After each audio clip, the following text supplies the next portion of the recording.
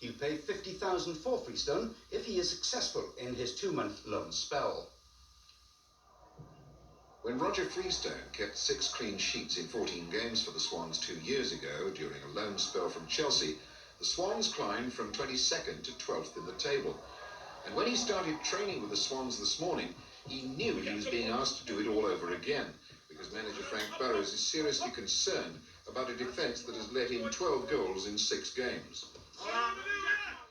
But Roger had not expected the workout that Jimmy Rimmer was giving him. Shattered. Only done a little bit of work. It's a lot faster than Chelsea. You know, it's up and down a lot, and not as long time to recover. So I'm still painting a bit now. What are your feelings coming back to play for the Swans? Well, I'm very relieved, really, because my wife's so homesick, and she's been back in Wales for a few months now with a baby. I was missing my wife and the child and everything, so I'm quite relieved to be back. Now he's hoping to earn a permanent £50,000 move to Swansea, and if former Swans and England keeper Jimmy Rimmer doesn't kill him in training, he hopes to repeat what he achieved in the way of consistency during his previous spell at Swansea.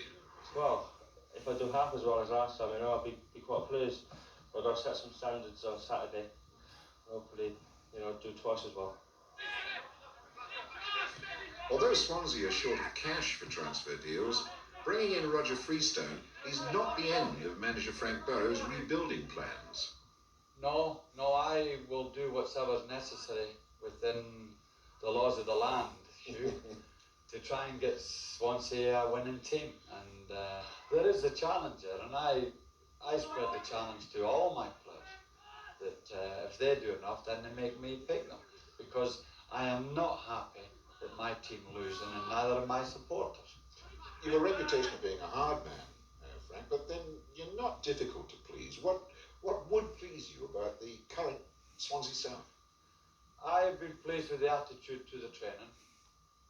There's a good team spirit in the club, but we're far too nice and they're far too soft. I don't have many natural winners in my camp. I've got an awful lot of nice young men, and if I had about 11 daughters, I would want them all to marry these young, nice men. But they're no good as professional sportsmen unless they get that in them, that they're in the business of winning.